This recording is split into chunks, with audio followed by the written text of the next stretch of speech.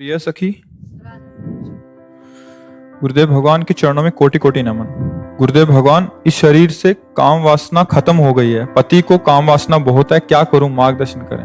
पति के अनुकूल चलना चाहिए।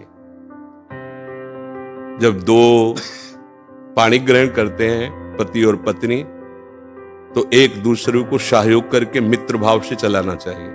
हमें अपनी रुचि दूसरे पर नहीं थोपनी चाहिए, बात ध्यान रखना चाहिए।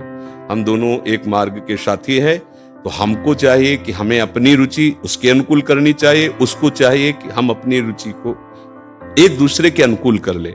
अगर आपकी रुचि नहीं है तो पति को मनाइए और अपनी रुचि में उसको अनुकूल कीजिए। अगर वो अनुकूल नहीं होता तो आप कोशिश कीजिए कि आपके वृत्ति के कारण कहीं वो व्यभिचार में ना उतर जाए, गंदे मार्ग में न जाए। उसका साथ दो, आप उसके साथी हो।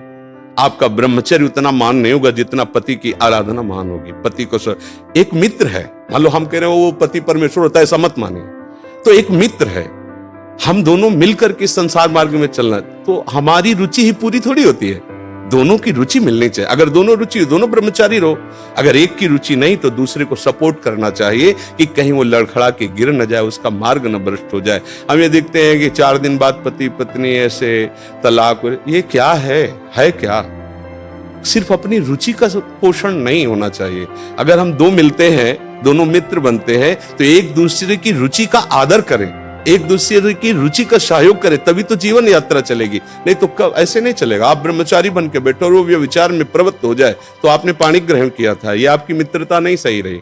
हाँ, वो बहुत ही व्यभिचारी है, अन्य, तो फिर अपने को अलग कर लेना चाहिए। अगर वो एक पत्नी व्रत है तो हमें उसका सहयोग करना चाहिए। उसमें ब्रह्मचर्य की तरफ वृत्ति न रखकर अपने पति की अनुकूलता की तरफ वृत्ति रखनी चाहिए।